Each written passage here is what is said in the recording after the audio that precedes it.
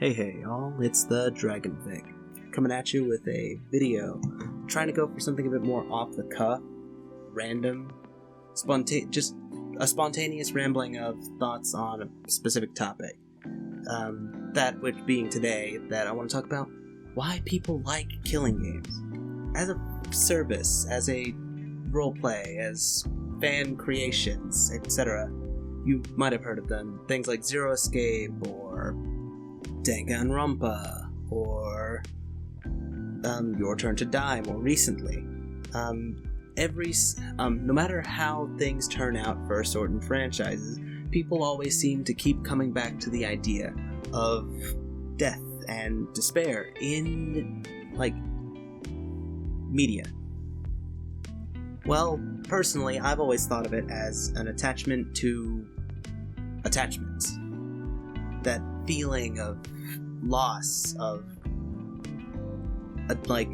this character could be gone forever and I'd never get to enjoy who they were or what they were, their arc could be, really builds that experience for people. They choose and look around and sort of build.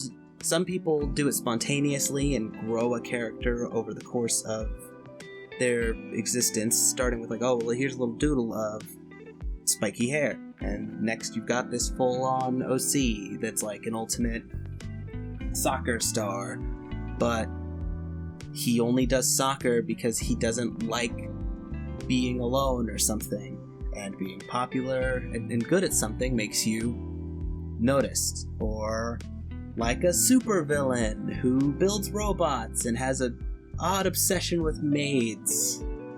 Or a Sentai, like a masked, costumed Sentai hero, complete with abilities to match it. Concepts like this seem to draw people in. They enjoy it. It's a respect of existences, I guess, because it's always fun, unless it isn't. But that's a bit of a tangent. I'm more referring to, in death game scenarios, you see somebody die, and that is where their story comes to a close. They don't get the Marvel character, second chance, alternate dimension, revival gem, infinity gauntlet, whatever. They don't get the Dragon Ball Z death is meaningless because we can just wish everyone back sort of onus. They don't get the because I'm a main character or main character adjacent, I can't die, or I'll be saved before I can die. And which even the animes that go out of their way to kill the main characters to show, oh look, how life is expendable. You always see a sort of pattern of who will and won't survive.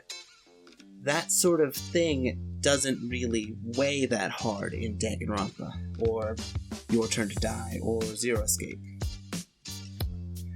When a character goes, they go. Whether they were a fan favorite that everybody loves, or they were a hated trash goblin. If they're gonna die, there's not much that can be done. It's sort of a real visceral sadness that the sort of, I cared for this character and now they are gone.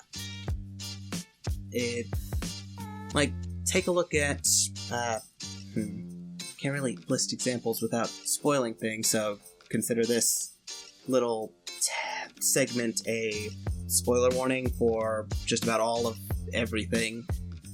Well, all of Danganronpa at least. I'll probably mark a timestamp where you can jump to avoid any spoilers. But look at Gonta.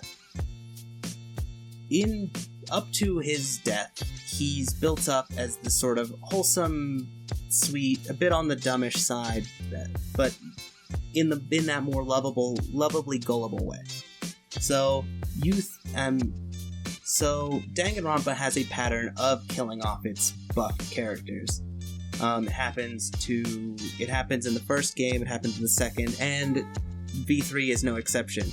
In Chapter 4, Gonta bites the bullet as a murderer, which it ends up being a big twist due to the nature of the trial itself, in which Gonta loses his own memory of committing the bad deed. So you're arguing the murder. You're arguing the murder to an amnesiac who doesn't even recall what their plan was and how they pulled it off. So the end is, and so you lead into this gut-wrenching end where Gonta's desperately crying and begging, not understanding what's going on or why he's being called the murderer.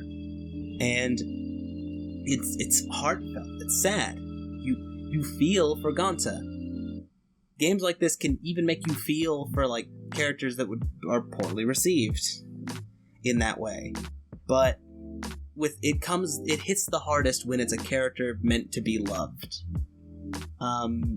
My own experiences, in role plays and things, the death that always hit the hardest are the ones when, in a killing game roleplay, two active players decide to duke it out, and one comes on top, creating a satisfying mystery that usually results in somebody else's grisly execution.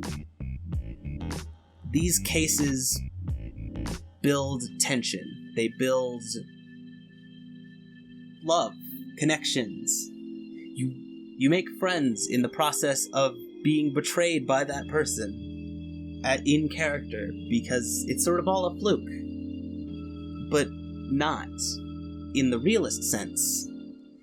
You can enjoy what you're doing even when it's something that would normally make you upset. You get into character, you build like a plan for what they're going to, like what their arc's going to be, why they're committed to this arc, etc. Sometimes you don't even come in with a plan. You spontaneously slap together a character with an idea you thought of looking at a TV ad. And it always ends up something fantastic if you're dedicated to the roleplay craft. So, balled up in this emotional turmoil of, by all rights, fake characters. So, I believe that people love killing games because of this. They like to feel bad about the situation. They like to feel glad when things work out. They like the drama, the drama, the romance, every little bit of it. It builds this connection that you can't really get unless you see the good and the bad of a character. Like, in their deepest pits of despair and the brightest peaks of hope.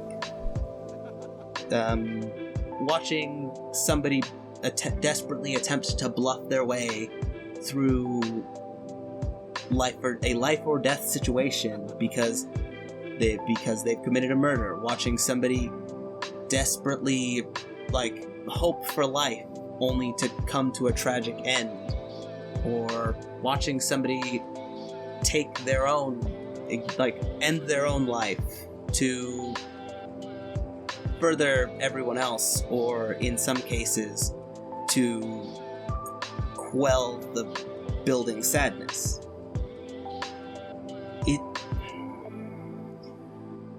It's fantastic.